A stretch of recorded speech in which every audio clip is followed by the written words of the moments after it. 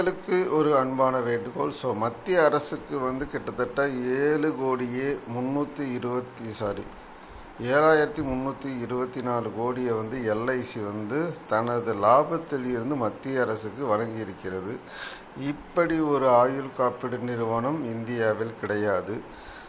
மற்ற private insurance நிறுவனங்கள் உங்களுக்கு ஒரு 1000 ரூபாய் 2000 ரூபாய் கூடுதலாக வருமானம் போனஸ் கொடுக்க தான் செய்கிறது. ஆனால் இவ்வளவு பெரிய தொகையை நமது நாட்டிற்கு கொடுக்குமா என்று பார்த்தால் அது கிடையாது. அவர்களிடமிருந்து சிறிய தொகையான வரிகள் மட்டுமே நம்மளுக்கு கிடைக்கிறது. ஆகவே மக்கள் முதன்மை தேர்வாக உங்களுடைய சேமிப்பில் எல்ஐசி இருக்கட்டும்.